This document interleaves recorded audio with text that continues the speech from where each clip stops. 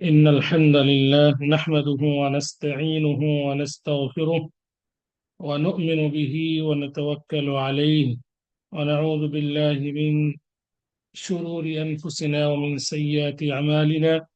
من يهد الله فلا مضل له ومن يضلله فلا هادي له.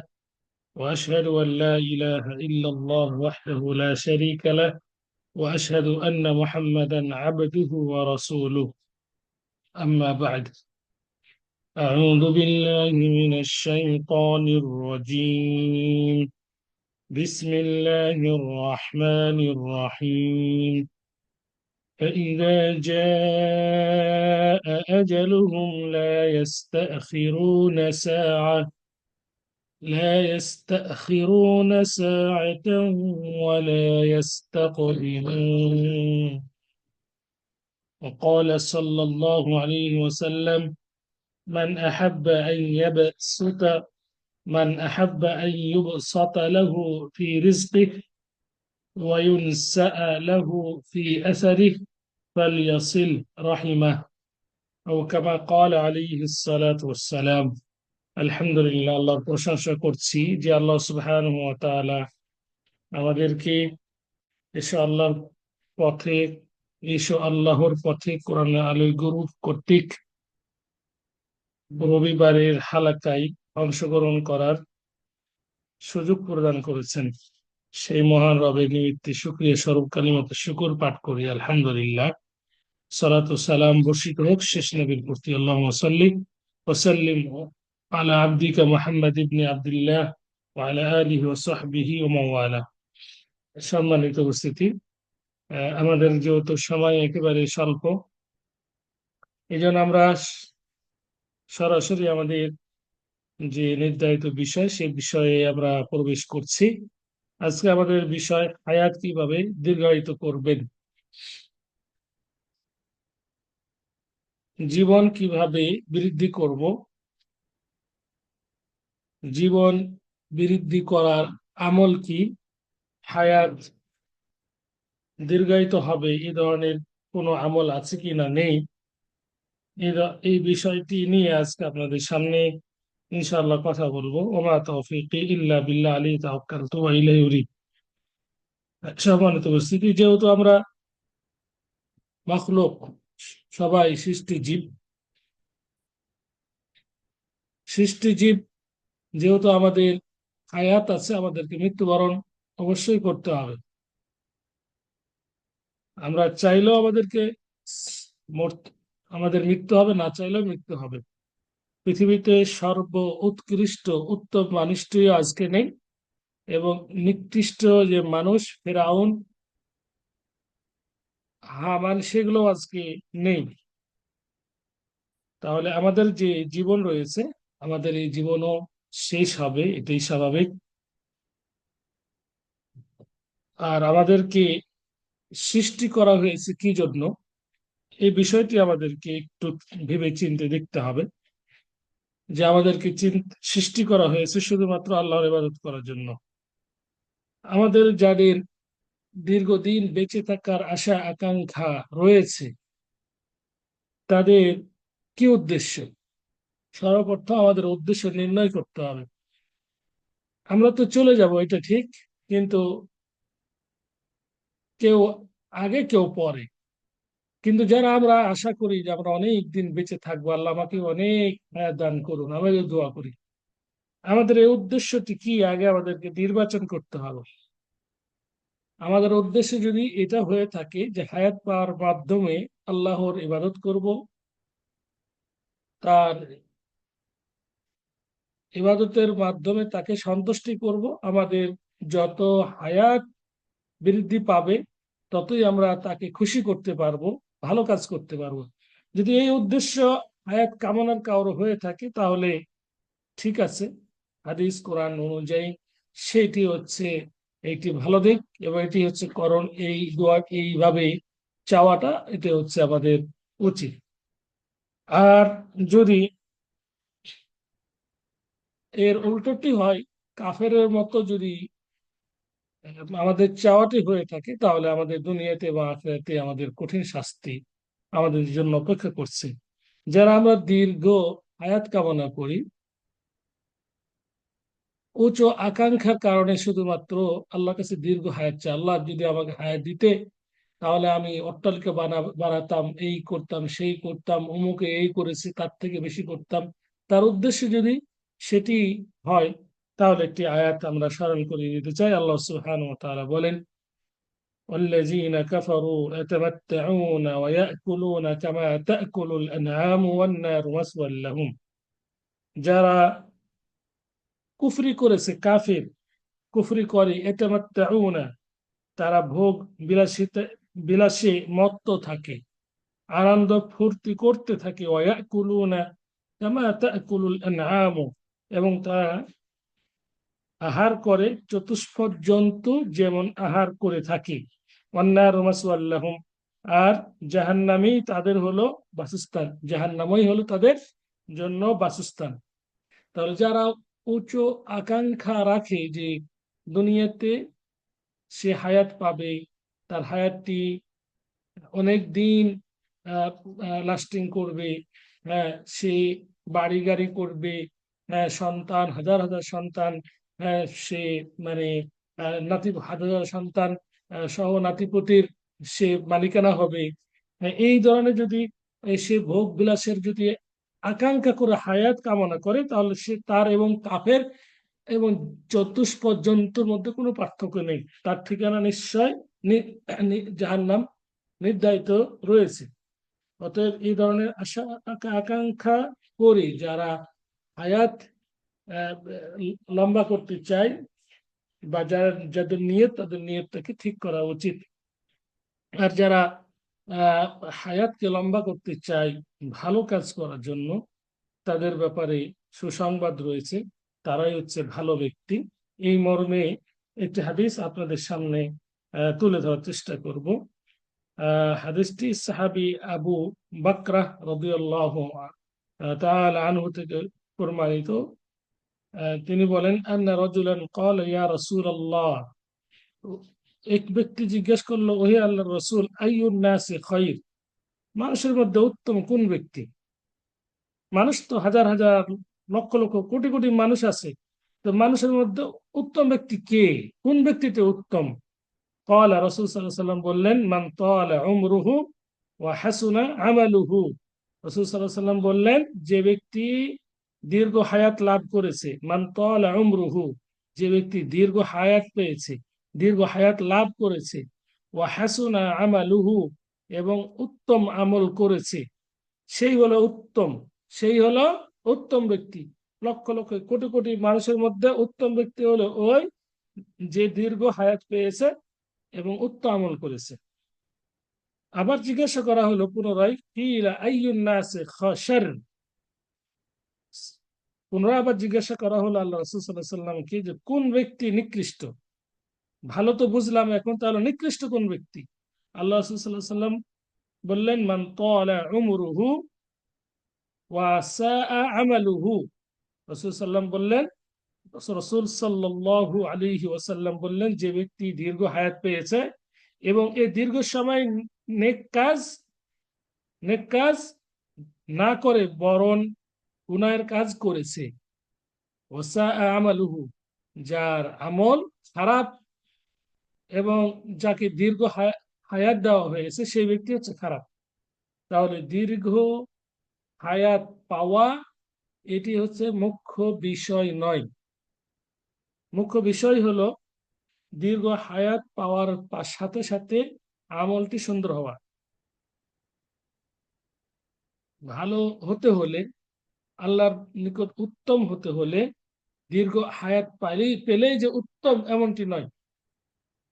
দীর্ঘ হায়াত পাওয়ার পাশাপাশি আল্লাহর রিজামন্দি অর্জন করার আমলগুলো করা, এটি হচ্ছে উত্তম, এটি হচ্ছে ভালো লক্ষণ, ভালো মানুষের লক্ষণ। পক্ষান্তরে খারাপের লক্ষণ হলো দীর্ঘ হায়াত পেল ঠিক, কিন্তু তার আমল ভালো না, চরিত্র ভালো না, খারাপ কাজ করে চলেছে। এই জন্য যাদের হায়াত বৃদ্ধি হওয়ার আশা আকাঙ্ক্ষা রয়েছে, তাদের উচিত হবে যে আমলকে সঠিক করা এবং আমল যাতে করে আল্লাহ দরবারে কবুল হয় এই দোয়া করা। এই কারো যদি আশঙ্কা থাকে যে আমার হায়াত যদি বিরুদ্ধে হয় তাহলে আমি হয়তো বা ফিতনার মধ্যে মনে জড়িয়ে পড়বো, ফিতনার মধ্যে আমি জড়িয়ে পড়বো। এই জন্য কোনো ব্যক্তি যদি উঁচু আকাঙ্ক্ষা করে কিন্তু হায়াত বেশি পেলে তার ফিতনায় জড়িয়ে পড়ার সম্ভাবনা রয়েছে, এই ধরনের সম্ভাবনা যদি থাকে তাহলে সে হায়াত যাতে দীর্ঘই না হয়, লম্বা না হয়, ফিতনার মধ্যে যদি না পড়ে, তার মাধ্যমে যদি অনিষ্ট না হয়, খারাপ কাজ না হয়, এই জন্য আল্লাহ দরবারে দোয়া করতে হবে। এই ধরনের দোয়াও হাদিসে এসেছে। সে দীর্ঘ হায়াত চাবে না, সে ভালো কাজ করার আহ, কামনা করবে আল্লাহ দরবারে, সেই দোয়াটি করবে। এই মর্মে একটি হাদিসে এইভাবে এসেছে যে রসুল সাল্লাল্লাহু আলাইহি ওয়াসাল্লাম সর্বদাই মহান রবের নিকট দোয়া করতেন। একজন সাহাবী মুআয বিন জাবাল, প্রখ্যাত সাহাবী, তার থেকে হাদিসটি বর্ণিত। তিনি বলছেন যে রাসূল সাল্লাল্লাহু আলাইহি ওয়াসাল্লাম সর্বদাই আল্লাহর নিকট এই দোয়াটি করতেন, আল্লাহুম্মা ইন্নী আসআলুকা ফি'লাল খায়রাত ওয়া তারকাল মুনকারাত ওয়া হুব্বাল মাসাকিন ওয়া আন তাগফির লি ওয়া তারহামানি ওয়া ইযা আরাদতা ফিতনাতান ফি কওমিন ফাতাওয়াফফানি গায়রা মাফতুন وأسألك حبك وحب من يحبك وحب عمل يقربك إلى حبك قال رسول الله صلى الله عليه وسلم إنها حق فادرسوها ثم تعلموها। অর্থাৎ আল্লাহ রাসূল সাল্লাল্লাহু আলাইহি ওয়াসাল্লাম দোয়া করতেন, ওহে আল্লাহ, ইন্নী আসআলুকা ফি'লাল খায়রাত, আমি প্রার্থনা করছি যাবতীয় নেক কাজ করার, যাতে করে আমি যাবতীয় সকল প্রকার নেক কাজ করতে পারি, ও তারকাল মুনকারাত, এবং সকল প্রকার অন্যায় কাজ বর্জন করতে পারি, এটি আমি তোমার নিকট চাচ্ছি। আরো চাচ্ছি ওয়া হুব্বাল মাসাকিন, মিসকিনকে যাতে করে ভালোবাসতে পারি, আমি তোমার নিকট চাচ্ছি, মিসকিনদের ভালোবাসা আমি তোমার নিকট চাচ্ছি। আরো চাচ্ছি ওয়া আন তাগফির লি ওয়া তারহামানি, তুমি আমার গুনাহসমূহ মাফ করে দাও, আমি চাচ্ছি আমার গুনাহসমূহ তুমি মাফ করে দাও এবং আমাকে তুমি রহমত করো। ওয়াইদা আরাদতা ফিতনাতান ফি কওমিন ফাতাওয়াফানি গায়রা মাফতুনিন, আর যদি কোনো কওম অথবা জনপদকে ফিতনা দ্বারা বিপদগ্রস্ত করার ইচ্ছা করেন তাহলে আমাকে ফিতনায় পতিত হয়ে বিপদগ্রস্ত হওয়ার আগেই মৃত্যুদান করুন। আরো বলছেন রাসূল সাল্লাল্লাহু আলাইহি ওয়াসাল্লাম, ওয়া আসআলুকা হুব্বাক ওয়া হুব্বা মান ইউহিব্বুক, আমি আপনার ভালোবাসা চাই এবং যারা আপনাকে ভালোবাসে তাদের ভালোবাসা চাই। আর রাসূল সাল্লাল্লাহু আলাইহি ওয়াসাল্লাম আরো বলছেন, ওয়া হুব্বা আমালিন ইকাররিবু ইলা হুব্বিক, আর এমন আমলকে ভালোবাসার তৌফিক দিন যে আমল আমাকে আপনার ভালোবাসার অত্যন্ত কাছে নিয়ে যাবে। এরপর রাসূল সাল্লাল্লাহু আলাইহি ওয়াসাল্লাম বলছেন, উপরোক্ত সকল কথাই সত্য, তোমরা এগুলোকে বারবার পড়ো, সংরক্ষণ করো এবং মানুষকে শিক্ষা দাও। জাস্ট একটা মিনিট।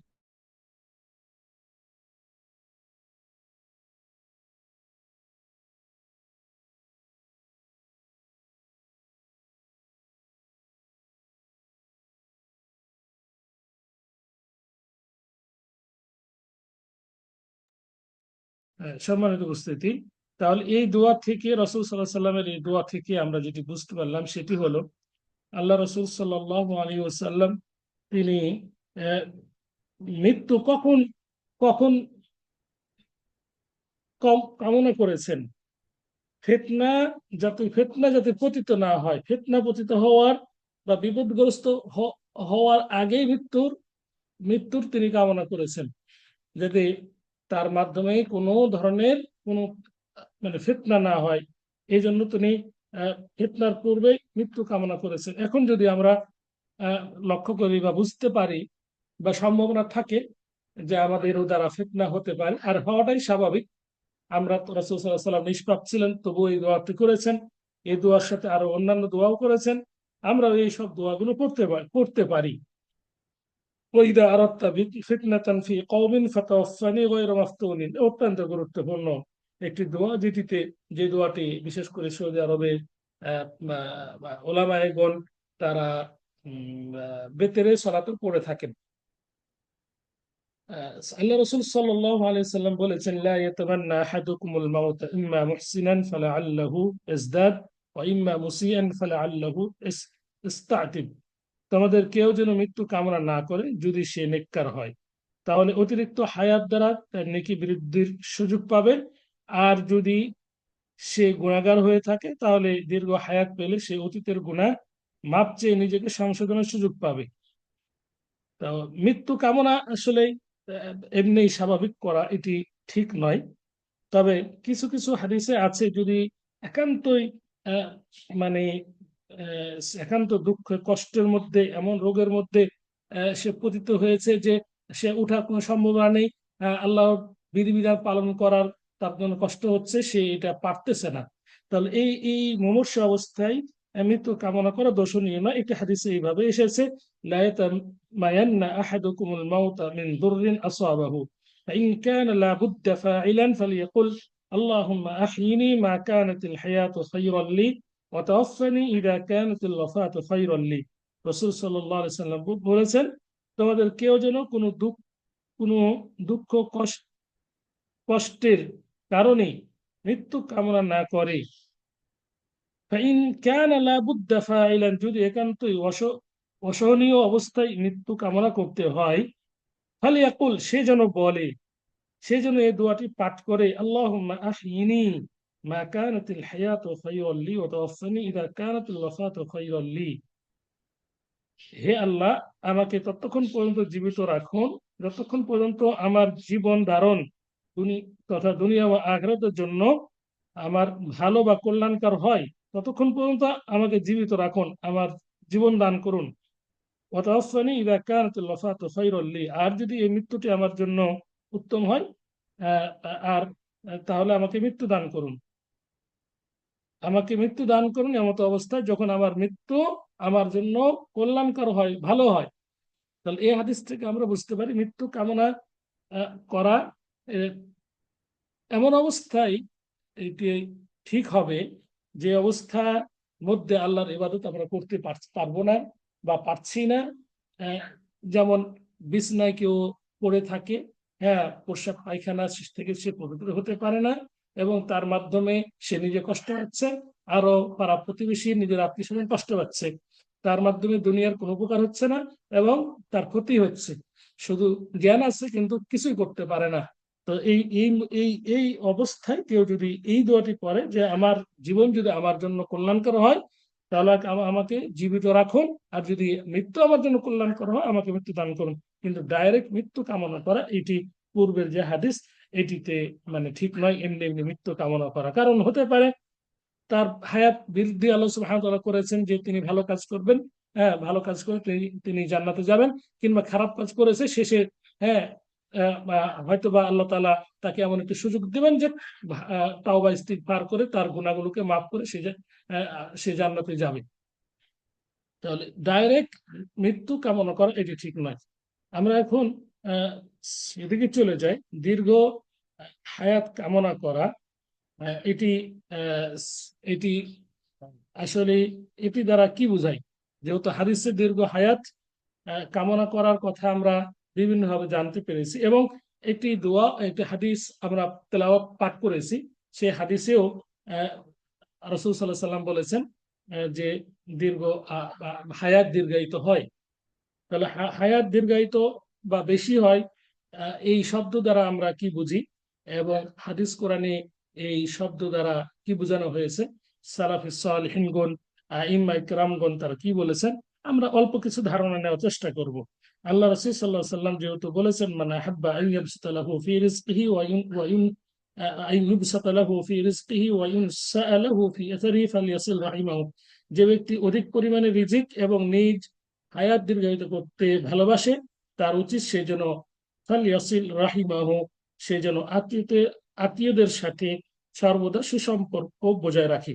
তাহলে এখানে দীর্ঘ হায়াত দীর্ঘ হায়াত দ্বারা আমরা কি বুঝি, এটি আমরা আহ, মানে বলার চেষ্টা করব, এবং আহ, যে আয়াতটি তেলাওয়াত করেছি সেই আয়াতে বলা হয়েছে, আল্লাহ আল্লাহ সুবহানাহু ওয়া তাআলা বলেছেন যে ফাইদা জাআ আজালুহুম লা ইস্তাখিরুনা সাআতান ওয়া লা ইস্তাকদিমুন, যখন অতঃপর যখন তাদের সময় আসবে, লা ইস্তাখিরুনা সাআতান ওয়া লা ইস্তাকদিমুন, তারা এক মুহূর্ত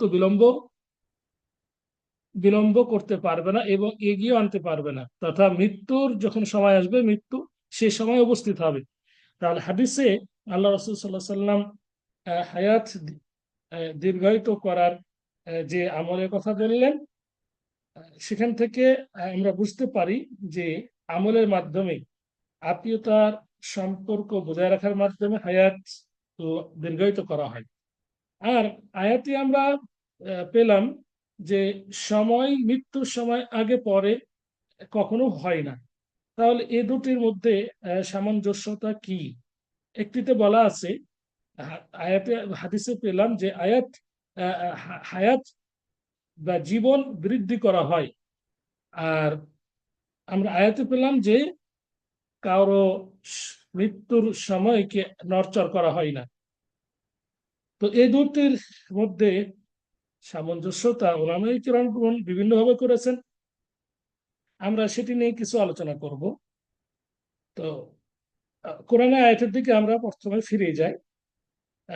আল্লাহ সুবহানাহু ওয়া তাআলা বলেছেন যে যখন সময় চলে আসে তখন মুহূর্তের জন্য এক মুহূর্তের জন্য বিলম্ব করা হয় না এবং এগিয়েও আনা হয় না, অর্থাৎ নির্ধারিত সময় জানকে কবজ করা হয়, হায়াতকে শেষ করা হয়। তো এখানে বাস্তব আল্লাহর সুবহানাহু ওয়া তাআলার যে এটি বিধান, সেটি আমরা এইভাবেই বিশ্বাস করব যে হায়াত নড়চড় হয় না। আবার রাসূল সাল্লাল্লাহু আলাইহি ওয়াসাল্লামের হাদিসকেও আমরা বিশ্বাস করব যে ভালো আমলের মাধ্যমে হায়াতকে দীর্ঘায়িত করা হয়। কিভাবে? এর দুটো সামঞ্জস্যতা রয়েছে, দুটি দিক রয়েছে। একটি হলো যে হায়াত, প্রথমত হায়াত নির্ধারিত, কজা এবং কদর নির্ধারিত। আল্লাহ সুবহানাহু ওয়া তাআলা জানেন কখন কোন ব্যক্তি খাবে, কোন ব্যক্তি কোথায় চলাফেরা করবে, কখন কখন কোথায় কোন ব্যক্তির জান কবজ করা হবে। আল্লাহ সুবহানাহু ওয়া তাআলা সবকিছু জানেন, সবকিছু জানেন। কিন্তু ফেরেশতার নিকট যে খাতা রয়েছে, সেই খাতায় কিছু হ্যাঁ পরিবর্তন হয়। আল্লাহর নিকট কোনো বিধান পরিবর্তন হয় না, কিন্তু ফেরেশতার নিকট যে খাতা রয়েছে, এখানে ফেরেশতারা জানতে পারে না যে কার কখন জান কবজ করা হবে। তাদের নিকট যেটা লিখিত আছে সেটাই জানে, কিন্তু আল্লাহ সুবহানাহু ওয়া তাআলা তাদের এই লেখাটাকে এটা অস্পষ্ট করে রেখেছেন, কিংবা তাদেরকে ওটা জানতে দেন নাই। একটা বিষয় আছে তাকদীরে মুআল্লাক, তাকদীরে মুবরাম, যে তাকদীর ঝুলন্ত তাকদীর। ঝুলন্ত তাকদীর সম্পর্কে আল্লাহ সুবহানাহু ওয়া তাআলা যেমন জানেন তাকদীরের পরিবর্তন, অনুরূপভাবে তাকদীরে মুবরাম, যে তাকদীরটা একেবারে ফাইনাল, সেটাও আল্লাহ সুবহানাহু ওয়া তাআলা জানেন। তাহলে আল্লাহ সুবহানাহু ওয়া তাআলার নিকট সময়টা, সময় কখন কি হবে সবকিছু নির্ধারিত রয়েছে। কিন্তু যে ফেরেশতাকে মৃত্যুর জন্য দায়িত্ব দেওয়া হয়েছে, আল্লাহ সুবহানাহু ওয়া তাআলা তাকে সবকিছু জানাননি। কখনো ভালো কাজের মাধ্যমে এটা চেঞ্জ হয়, যেমন আমরা হাদিসে পেয়েছি, কিন্তু তার যে হায়াত সেটি কখনো চেঞ্জ হয় না। যখন ভালো কাজ করে তখন ফেরেশতাদের যে খাতা রয়েছে, সেই খাতায় আল্লাহ সুবহানাহু ওয়া তাআলা হায়াতটিকে বিরুদ্ধ করে দেন, সেই খাতা একটু চেঞ্জ করে দেন। যখন খারাপ কাজ করে সেটাকে একটু আগে করে দেন। এই ধরনের হাদিস এবং আমরা পাই। এই জন্য আল্লাহ সুবহানাহু ওয়া তাআলা বলেছেন ইয়ামহুল্লাহু মা ইয়াশাউ ওয়া ইউসবিত, আল্লাহ ইচ্ছা যা ইচ্ছা করেন মুছে দেন, মুছে ফেলেন, ওয়া ইউসবিত, যা ইচ্ছা তিনি বহাল রাখেন। ফেরেশতার খাতায় যা ইচ্ছা আল্লাহ সুবহানাহু ওয়া তাআলা বহাল রাখেন, যা ইচ্ছা মুছে দেন। কিন্তু তার নিকট যে খাতা রয়েছে সেটা কখনো রদ বদল হয় না, কিন্তু ফেরেশতার খাতা এটা রদ বদল হয়। আশা করি কিছুটা বুঝতে পেরেছেন। অনুরূপভাবে এটাকে কেউ রূপক অর্থে নিয়েছেন, দীর্ঘায়িত জীবন পাওয়ার যে রূপক অর্থ নিয়েছেন, ভালো কাজ করলে তার কাজে বরকত হবে, এই অর্থ তো অনেকে নিয়েছেন। আর যেটা প্রথম ব্যাখ্যা করা হলো সেটা হচ্ছে আসল, যে আল্লাহ সুবহানাহু ওয়া তাআলা তাকদীর যা লিখে রেখেছেন, তার কাছে যেটি মানে লিখিত সংরক্ষণ রয়েছে সেটি হয়, সেটি সেইভাবে বাস্তবায়ন হয়, আগে পরে হয় না। কিন্তু ফেরেশতার নিকট যে খাতা দিয়েছেন সেটা রদ বদল হয়, সেটা ফেরেশতারা জানেন না আল্লাহ সুবহানাহু ওয়া তাআলা। এই জন্য বলেছেন আল্লাহ যা ইচ্ছা তা মুছে দেন, যা ইচ্ছা তিনি রেখে দেন। আর হায়াত দীর্ঘায়িত হওয়ার যে হাদিসটি, সেখানে রূপক অর্থে নিয়েছেন ওলামায়ে কেরামগণ, রূপক অর্থে নিয়েছেন, তথা ভালো আমলের মাধ্যমে তার হায়াত যে দীর্ঘায়িত হয়, অর্থাৎ হলো হায়াত হায়াত স্থানই রয়েছে, তার যে জীবন 5 বছর 10 বছর সেটি রয়েছে, কিন্তু তার এই সময়ে আল্লাহ সুবহানাহু ওয়া তাআলা বরকত দান করে থাকেন। বরকত, তার এই সময়ে বরকত দান করে থাকেন। সে অধিক পরিমাণে ভালো কাজ করে, সে অধিক পরিমাণে দান সদকা করে, তার এই এই সময়ে সে অধিক কাজ করতে পারে, অনেক কাজ করতে পারে। এটা অর্থ ওলামায়ে কেরামগণ রূপক অর্থ এইভাবে নিয়েছেন। তো বিষয়টি এইরকম যে নির্ধারিত হায়াতের বা এই সময়ের পূর্বে কোনো কিছুই হবে না। নির্ধারিত যে সময় রয়েছে সেই সময়ে তাকে ইন্তেকাল, তাকে মৃত্যুবরণ করতে হবে। কিন্তু ভালো কাজ করলে তার সময়ে আল্লাহ সুবহানাহু ওয়া তাআলা বারাকা দান করবেন। এই জন্য আল্লাহ রাসূল সাল্লাল্লাহু আলাইহি সাল্লাম বলেছেন যে যে ব্যক্তি চায় যে তার রিজিক বৃদ্ধি পাক, সে যেন আত্মীয়তার আত্মীয়তার সাথে সুসম্পর্ক বজায় রাখে। এটা একটি স্পষ্ট হাদিস যে আল্লাহ রসুল সাল্লাল্লাহু আলাইহি সাল্লাম হায়াতের মধ্যে বরকত পাওয়ার জন্য যে আমলটি বলেছেন সেটি হলো আত্মীয়তার সম্পর্ক, আত্মীয়তার আত্মীয়তার সাথে সুসম্পর্ক বজায় রাখা। এখন আমরা আরো কিছু জানবো যে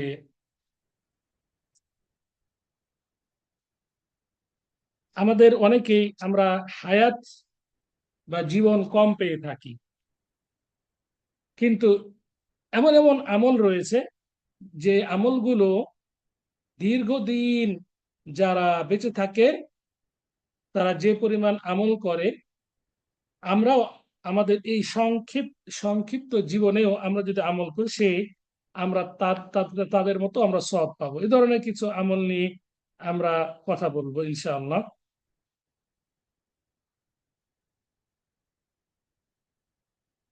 আত্মীয়তা, বিশেষ করে আমরা আত্মীয়তার সম্পর্ক নিয়ে কথা বলবো। এরপরে আমরা পরবর্তী বিষয়টি বলবো।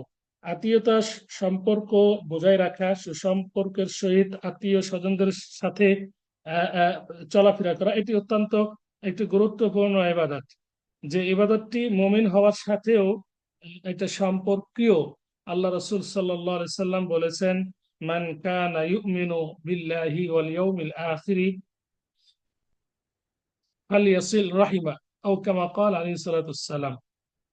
আহ, আহ, আবার অন্যভাবে এসেছে এইভাবে আহ, যে বুল্লু আরহামাকুম ওয়ালাউ বিসসালাম, আত্মীয়তার সম্পর্ক সিক্ত রেখো সালাম বিনিময়ের মাধ্যমে হলেও। আর পক্ষান্তরে আত্মীয়তার সম্পর্ক ছিন্নকারী সরাসরি জাহান্নাম, এই মর্মেও আমরা হাদিস কোরআন থেকে অনেক অনেক দলিল পেয়ে থাকি। তাহলে আত্মীয়তা সম্পর্ক বজায় রাখা এটা হচ্ছে একটি ইমানের একটি অঙ্গ, এবং এটি অনেক গুরুত্বপূর্ণ একটি ইবাদত। এই ইবাদতটি আহ, রক্ষা করার মাধ্যমে আমরা আমাদের জীবন দীর্ঘায়িত করতে পারি, জীবনের কাজগুলোকে আমরা বরকতের এই মাধ্যম আমরা করে নিতে পারি। অতএব আত্মীয়তা সম্পর্ক বজায় রাখা এটি সকলের দ্বারা সম্ভব হচ্ছে না বা হওয়াটাও সম্ভব নয়। অতএব আমাদের আত্মীয়তা সম্পর্ক বজায় রাখতে হবে, যদিও ফোনের মাধ্যমে হোক কিংবা যদিও সাক্ষাতের মাধ্যমে হোক। এখন অনেকেই আমরা অজুহাত দিই, করা অজুহাত যেটা আমরা সকলেই দিয়ে থাকি বা অধিকাংশ দিয়ে থাকি, যে আমি এখন ঢাকায় থাকি বা আমি এখন বাইরে থাকি, আমি এখন ব্যস্ত থাকি, কিভাবে আত্মীয়তার সম্পর্ক আমরা বজায় রাখবো? এই অজুহাতে আমরা অনেকে আত্মীয়র সাথে সম্পর্ক বজায় রাখছি না। তো আমরা এর উত্তরে বলবো যে আবু বকর রাদিয়াল্লাহু তাআলা আনহু সহ চার খুলাফায়ে রাশিদিন এবং আরো অন্যান্য সাহাবায়ে কেরামগণ, তারা এত ব্যস্ততার মাঝেও তারা আত্মীয় স্বজনের খোঁজ খবর নিয়েছেন। তাদের থেকে কি আমরা ব্যস্ত সময় কাটাচ্ছি? তাদের থেকে কি আমরা দিনের ভালো কাজ করছি? উত্তরে আমরা বলবো যে কখনোই নয়। তাহলে তারা যদি তাদের ব্যস্ততার মাঝেও আত্মীয়তার সম্পর্ক বজায় রাখতে পারেন, তাহলে আমরা কেন বজায় রাখতে পারবো না? উত্তম চরিত্রের মাধ্যমেও আমরা আত্মীয়তা সম্পর্ক বজায় রাখতে পারি, এমনকি সালামের মাঝে মধ্যেও আমরা আত্মীয়তা সম্পর্ক বজায় রাখতে পারি। আত্মীয়তা সম্পর্ক বজায় রাখার মাধ্যম অনেক রয়েছে। আহ, তার মাঝে একটি সালাম সালাম বিনিময়। অনেক সময় কথা কাটাকাটি হতে পারে, হওয়াটাই স্বাভাবিক। কিন্তু যখন একে অপরের সাথে সাক্ষাৎ হয়, যদি সালাম বিনিময় করা হয়, তাহলে মিল মহব্বত বাড়ে। আর এই সালাম বিনিময়ও কিন্তু জান্নাতে যাওয়ার একটি অন্যতম মাধ্যম, সালাম বিনিময়। এখন আমরা একটু কিছু হলেই সালাম বিনিময় আমরা করছি না, সালাম একজন দিলেও উত্তর আরেকজন দিচ্ছি না, এটি কিন্তু আহ, মানে ঠিক নয়। সালাম বিনিময় এটা আত্মীয়তা সম্পর্ক বজায় রাখার অন্যতম একটি মাধ্যম। কারণ রাগ হলেও কথাবার্তা বলার যদি মন মানসিকতা না থাকেও যদি কেউ সালাম দেয়, তাহলে কিন্তু অটোমেটিক মহব্বত তৈরি হতে শুরু হয়। কিন্তু এই সালামের বিনিময়টা আদান প্রদানটাও আমরা যেন করছি না। অনুভাবে উত্তম চরিত্র এটি অত্যন্ত গুরুত্বপূর্ণ একটি বিষয়, অত্যন্ত গুরুত্বপূর্ণ একটি বিষয়।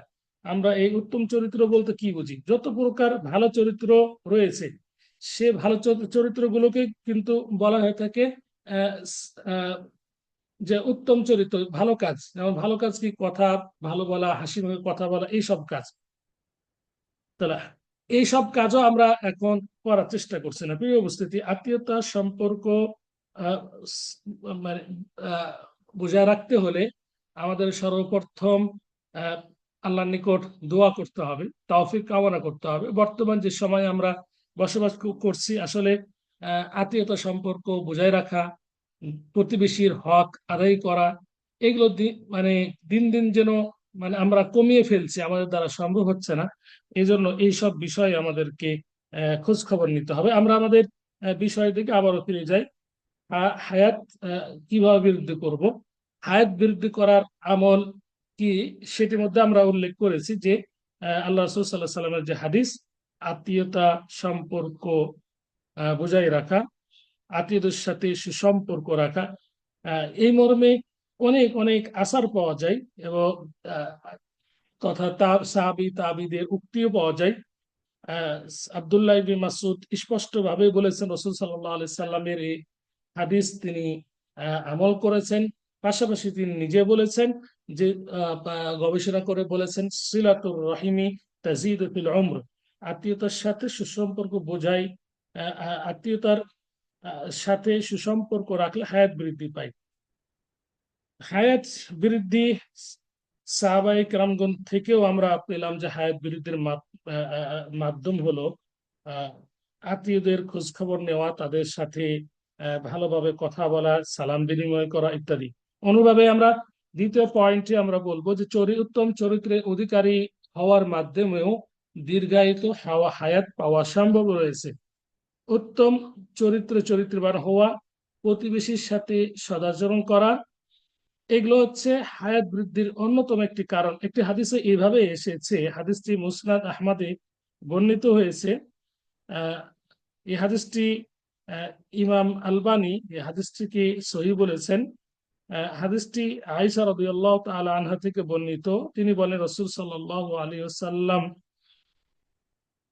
তাকে লক্ষ্য করে বলেন, যাকে নম্রতা অভদ্রতার কিছু অংশ দান করা হয়েছে, তাকে যেন দুনিয়া ও আখিরাতের তার প্রাপ্য একটি দামি বস্তু দান করা হয়েছে, তথা ইহকাল এবং পরকালে তার প্রাপ্যর মধ্যে হতে একটি দামি বস্তু তাকে দান করা হয়েছে। এরপরে আল্লাহ রাসূল সাল্লাল্লাহু আলাইহি ওয়াসাল্লাম বলেছেন, আত্মীয়দের সাথে সদ্ব্যবহার করা, উত্তম চরিত্রবান হওয়া, প্রতিবেশীর সাথে উত্তম আচরণ তোমাদের বাসস্থানকে আবাদ করে তুলবে এবং হায়াতকে বাড়িয়ে দিবে।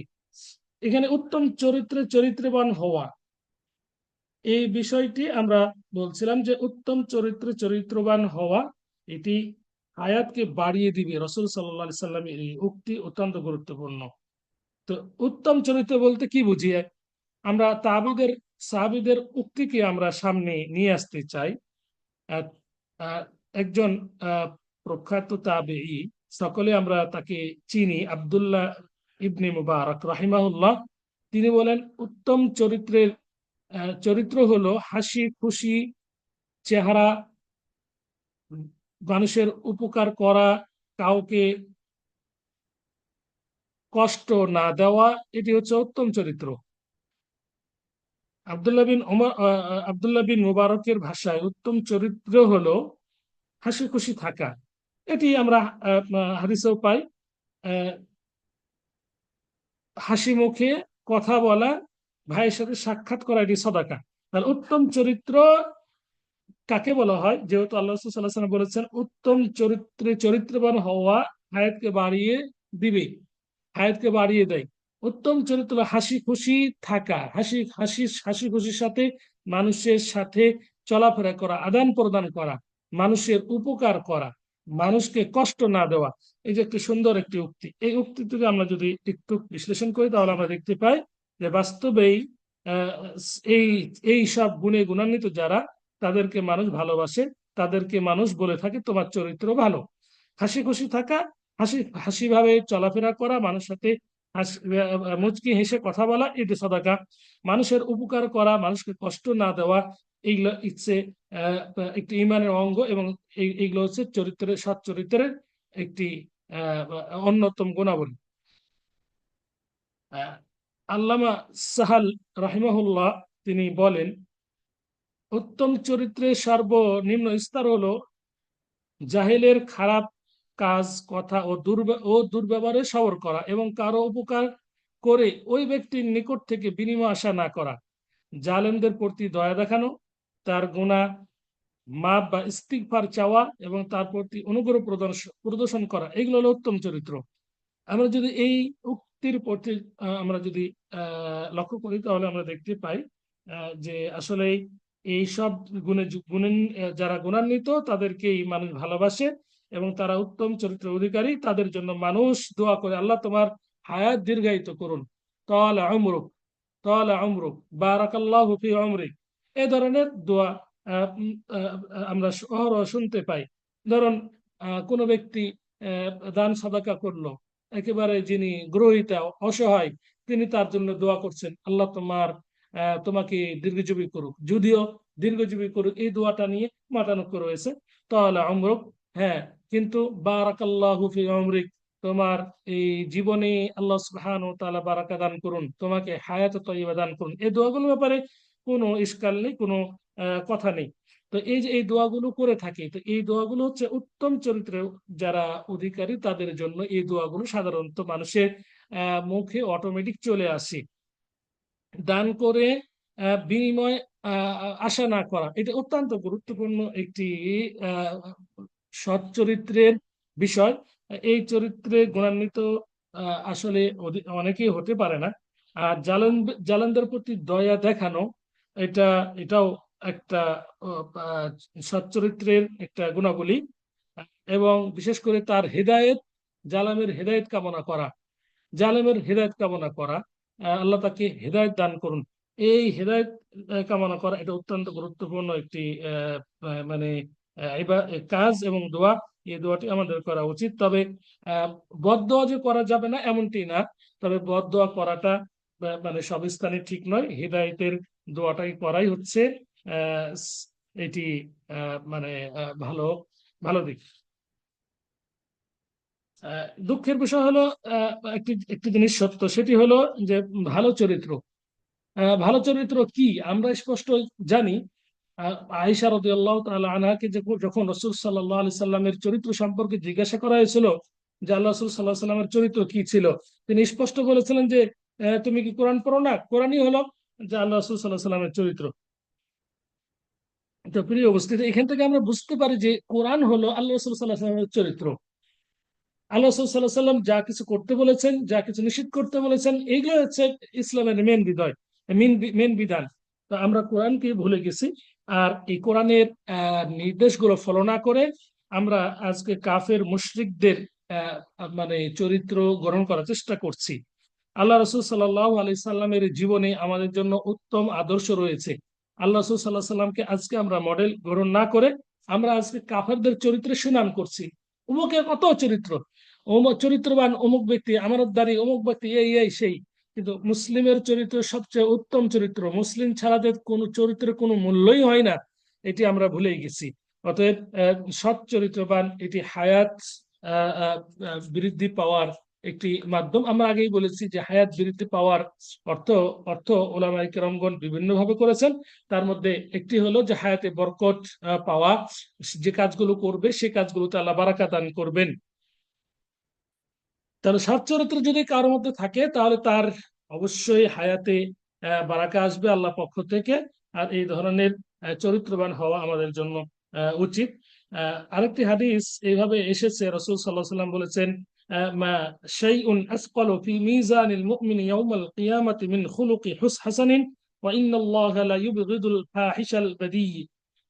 কিয়ামতের দিন মুমিনের মিজানের পাল্লায় উত্তম চরিত্রের চাইতে অন্য কোনো কিছুতেই অত্যধিক ভারী হবে না। অর্থাৎ সৎ চরিত্র যার মধ্যে থাকবে, এই সৎ চরিত্রের পাল্লাটি ভারী হবে।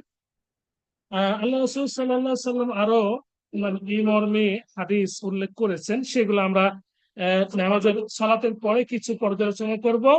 যে উত্তম চরিত্র, উত্তম চরিত্রে যে হায়াতকে বৃদ্ধি করে দেয়, উত্তম চরিত্রবান হতে হবে। এই মর্মে আর কয়েকটি হাদিস উল্লেখ করে আমরা আরেকটি পয়েন্ট উল্লেখ করব যে প্রতিবেশীর সাথে শব্দ ব্যবহারের মাধ্যমেও হায়াত বৃদ্ধি আমরা পেতে পারি। এই পয়েন্টটি উল্লেখ করে আজকের আলোচনা ইনশাল্লাহ ইতি টানবো। ওমা তাওফীকি ইল্লা বিল্লাহ। যেহেতু আজান হয়েছে, এখন আমি মসজিদে যাব ইনশাআল্লাহ। আজকে এখন এ পর্যন্তই। হাদা মা ইনদি ওয়া সাল্লাল্লাহু আলা নবিয়িনা মুহাম্মদ ওয়া আলা আলিহি ওয়া সাহবিহি আজমাইন ওয়া জাযাকুমুল্লাহু খাইরান ওয়া বারাকাল্লাহু ফীকুম। সুবহানাকাল্লাহুম্মা ওয়া বিহামদিক আশহাদু আল্লা ইলাহা ইল্লা আনতা আস্তাগফিরুকা ওয়া আতুবু ইলাইক। ইনশাআল্লাহ নামাজ সালাতের পরে আবারও ফিরে আসছি, হয়তো বা 15-20 মিনিট আমরা ফিরে যাই। সম্মানিত উপস্থিতি, আমরা আলোচনা করছিলাম যে হায়াত বৃদ্ধি পাওয়ার যে আমলগুলো আছে সে আমলগুলো নিয়ে আলোচনা করছিলাম। আমরা আহ, উত্তম চরিত্রের মাধ্যমে হায়াত আমরা বেশি পেতে পারি, এই আমলের কথা আপনাদের সামনে আমরা তুলে ধরেছি।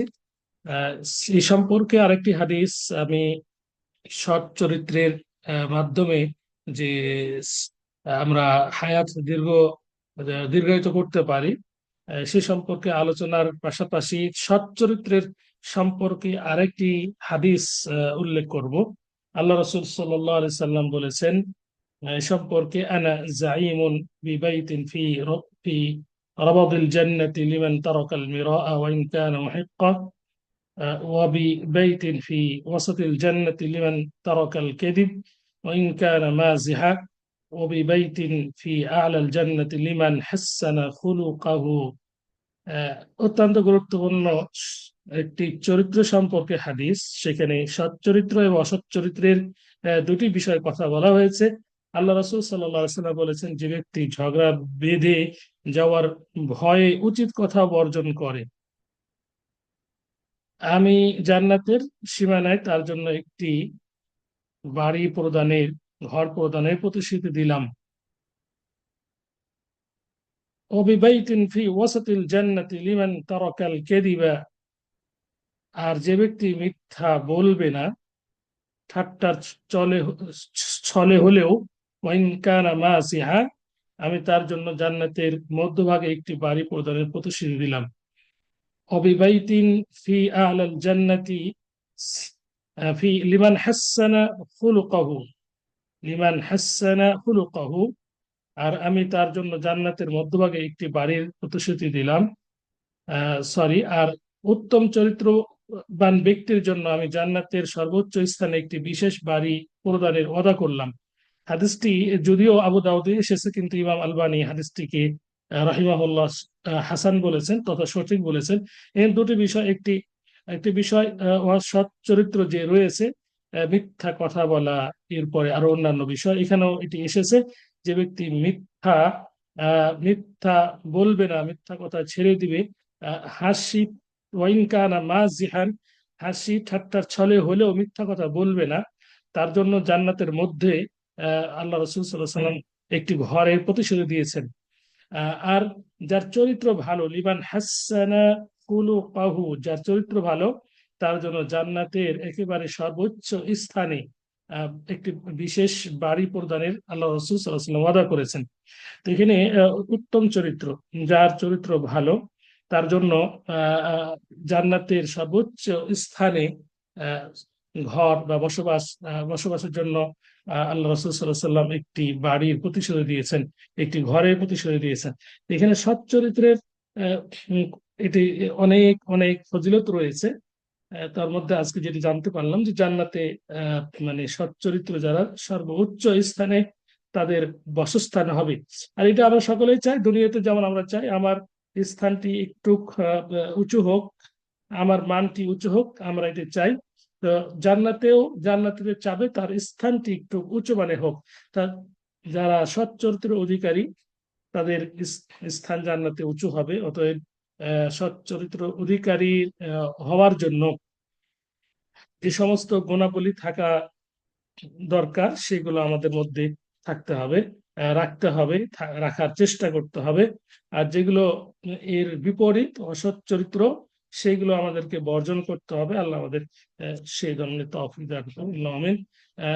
তৃতীয় বিষয় যেটি উল্লেখ করে আজকে শেষ করব আর অল্প কিছুক্ষণ, সেটি হলো প্রতিবেশীর সাথে উত্তম ব্যবহার করার মাধ্যমেও আমরা আমাদের হায়াতকে দীর্ঘায়িত করতে পারি। আল্লাহ রসুল সাল্লাহ সাল্লাম এই মর্মে একটি হাদিস উল্লেখ করেছেন।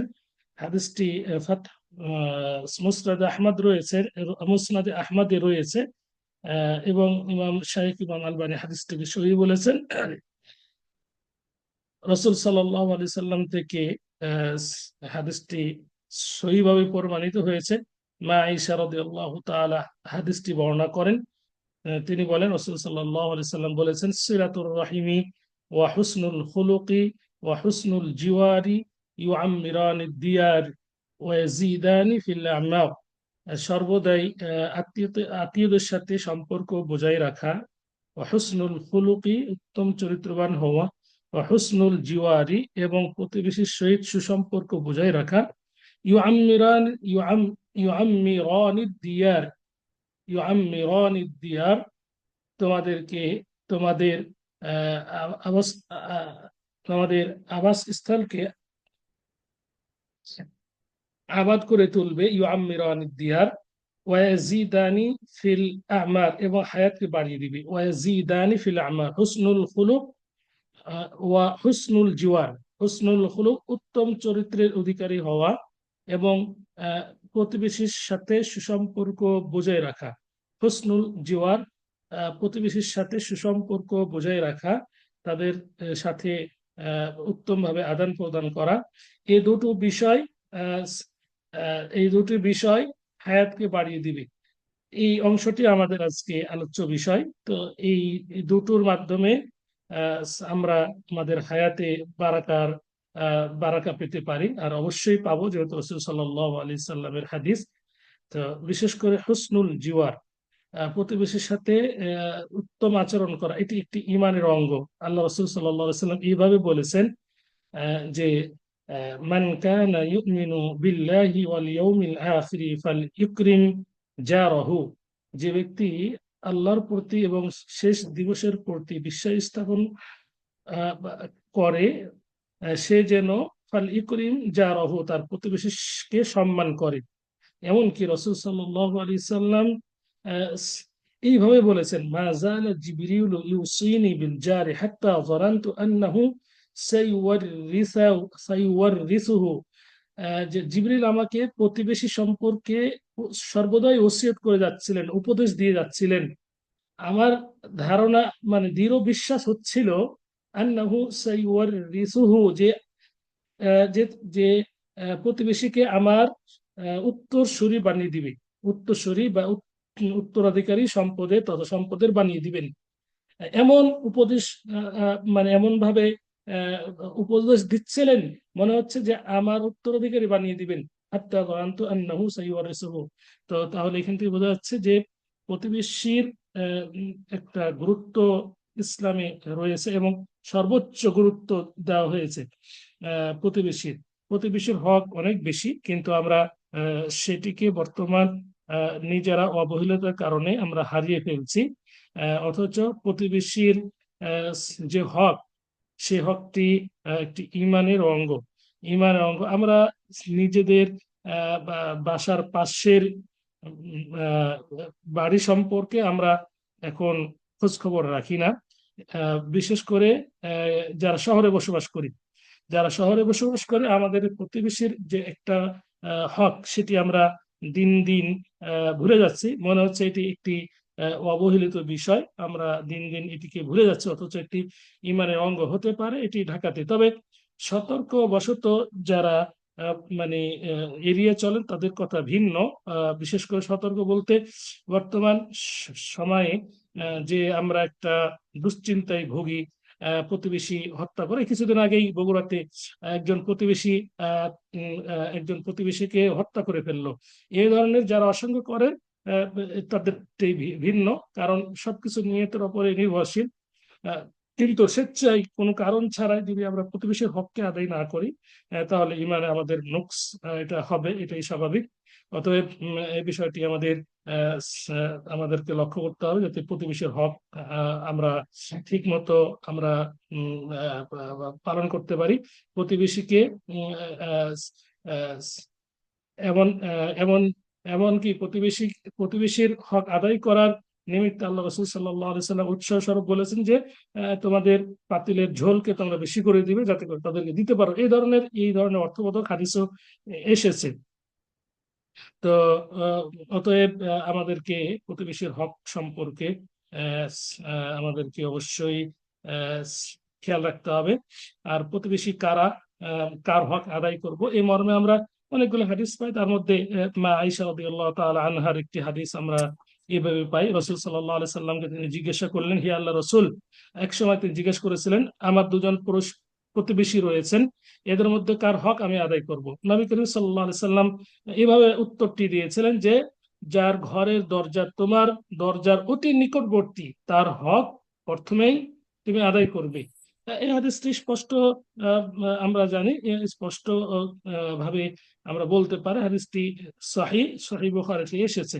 অতএব প্রতিবেশীর হক অনেক রয়েছে, লম্বা আলোচনার বিষয়, আমি আর সেদিক যাব না। আমাদের আহ, সময় ঘনিয়ে এসেছে, আমরা শেষ করব। তো এতক্ষণ আমরা আলোচনা করলাম যে কিভাবে আমরা আমাদের হায়াতকে দীর্ঘায়িত করব। এই বিষয়ে আমরা কিছু আমল সম্পর্কে আমরা জানতে পেরেছি। প্রথমত আমরা আমাদের আমরা যে বিষয়টি উল্লেখ করেছি সেটি হলো যে আহ, আত্মীয়তা সম্পর্ক বজায় রাখার মাধ্যমে, সুসম্পর্ক তাদের সাথে রাখার মাধ্যমে আমরা হায়াত আমাদের দীর্ঘায়ু করতে পারি। আহ, এবং দ্বিতীয়টি জেনেছি যে আহ, সৎ চরিত্র, আমরা সৎ চরিত্রের মাধ্যমে আমরা আমাদের আহ, আহ, হায়াতকে দীর্ঘায়িত করতে পারি। আরো বেশ কিছু আলোচনা হয়েছে। আল্লাহ সুবহানাহু ওয়া তাআলা যে আলোচনাগুলো করেছি, সঠিকগুলো গ্রহণ করার তৌফিক দান করুন, যেগুলো সঠিক নয় সেগুলো সংশোধন করে আমল করার তৌফিক দান করুন, আল্লাহ আমিন। এতক্ষণ আপনার আলোচনা শুনলেন, এই জন্য সকলকে ধন্যবাদ ও মোবারক জানাচ্ছি। সকলের জন্য দোয়া করছি। আল্লাহ আপনাদের সকলের এই সময়টুকুকে কবুল করে নাজাতের ওসিলা বানিয়ে দিন, আল্লাহ আমিন। জাযাকুমুল্লাহু খাইরান ওয়া বারাকাল্লাহু ফীকুম। আমাদের সাথে হয়তোবা খুব দ্রুত যুক্ত হবেন আমাদের শ্রদ্ধাভাজন শায়েখ ডক্টর মোহাম্মদ মানজুরুল্লাহি হাফিজাহুল্লাহ তাআলা। আপনারা তার আলোচনা ইনশাআল্লাহ শুনবেন। আজকে এই পর্যন্তই। হাদা মা ইনদি ওয়া সাল্লাল্লাহু আলা নবিয়িনা মুহাম্মদ ওয়া আলা আলিহি ওয়া সাহবিহি আজমাইন। সুবহানাক আল্লাহুম্মা ওয়া বিহামদিকা আশহাদু আল্লা ইলাহা ইল্লা আনতা আস্তাগফিরুকা ওয়া আতুবু ইলাইক। আসসালামু আলাইকুম ওয়া রাহমাতুল্লাহি ওয়া বারাকাতুহু।